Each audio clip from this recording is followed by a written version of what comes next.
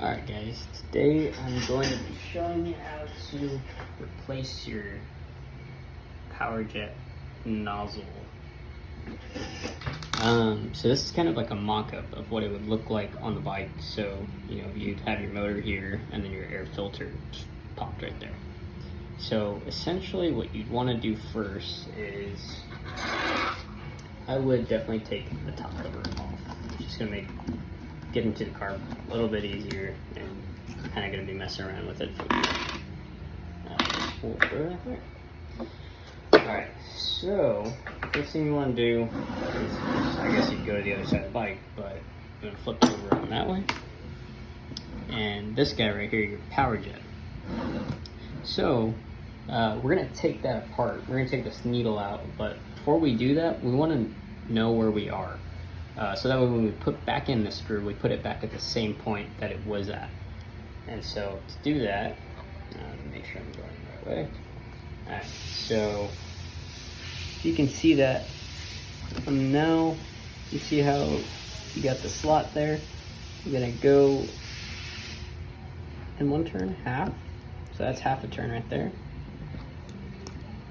And that's a full turn right there. So it goes in half increments. So we're at half, and I was at one. Oops, couldn't get in the shot, but yeah, from circle to circle, I guess, if you, or rotation to rotation, as you move this and it comes around, that would be a half a turn. So we know where we're at. Now we can start disassembling this. The best way I would do it, if it was still on the bike, and it'd be the least amount of steps without taking the carburetor completely off, is you go to the other side, or wherever it clamps into the manifolds. You'd have to loosen your air filter manifold clamp and your intake manifold clamp. And basically you just unscrew that, loosens up, and now you can tilt it. And so now we can get to this screw here. I'm gonna tighten this up so there you go. So after we've disassembled this guy can just unscrew out now.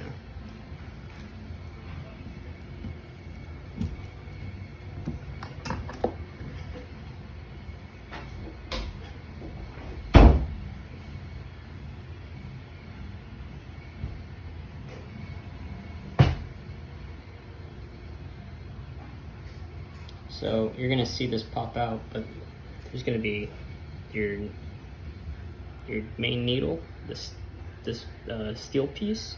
You got your spring, a nylon washer, and an O-ring. Make sure it is in that order. Perfect. So now that we got the needle out of the way, we're gonna go ahead and take our flathead to this pan head screw here, and we're gonna work that guy out.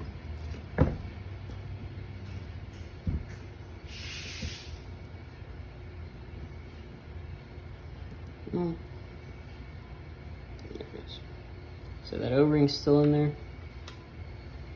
That's fine if it stays there.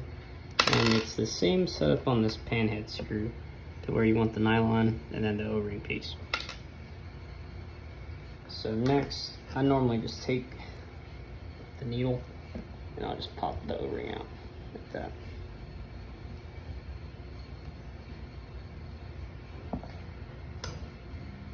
And then I'll just put it back with the screw. So that way when we put it back, it's all together right. Okay, so next up we're gonna need a 2.5 mil Allen, and that's gonna take out the nozzle. So you're just gonna stick that in here and you'll feel it slot in. When you do, just break it loose, spin it out.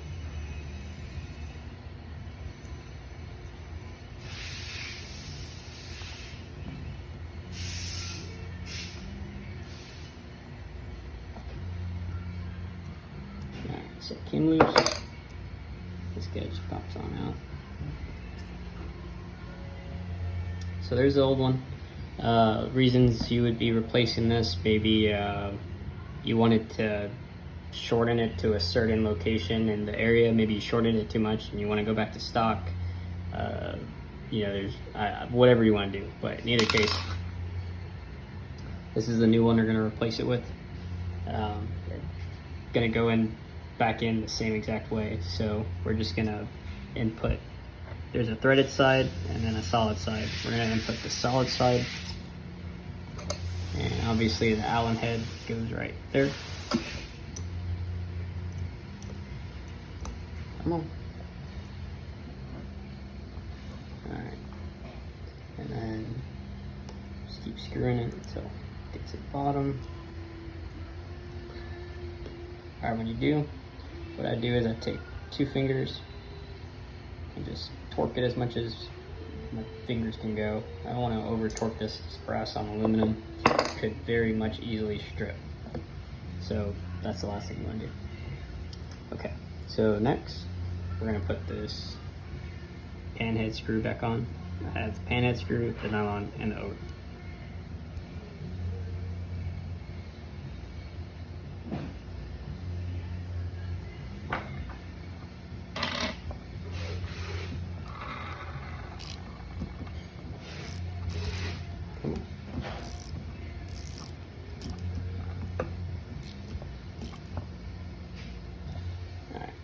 So, same thing, snug. You don't want to pinch the O-ring, but you definitely want the cap on there. Next up, the power jet needle. So you got your needle, the spring, nylon washer, O-ring.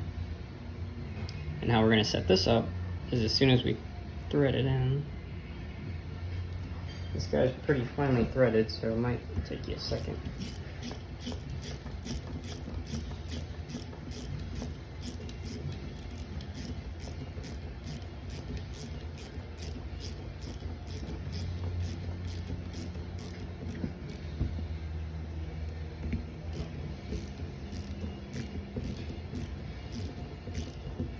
We're gonna go all the way until we get the bottom. Yep, so now it won't go anymore. I'm not snugging it any more than it needs. I just reached the bottom, that's all I went. So from there, I remember I was 1 turn out. So I'm gonna go half, 1. And my power jet is now set back in the exact spot that I had it at previously. So I can then, you know, put your slide assembly back in now.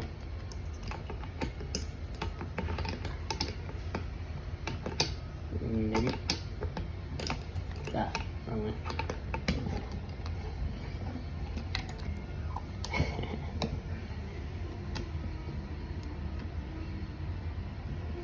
Move it. Come on.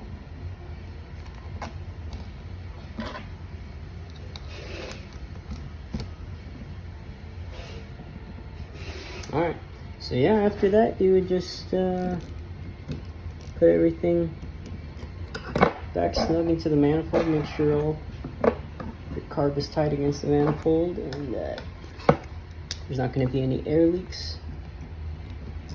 You want it as close to the motor as you can get it.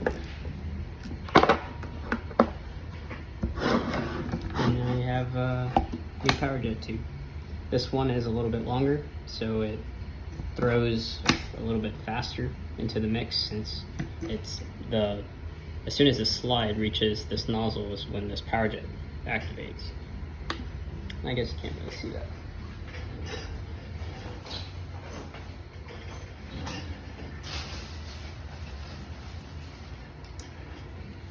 But essentially, when that slide gets to there and meets up with that brass piece is when it activates.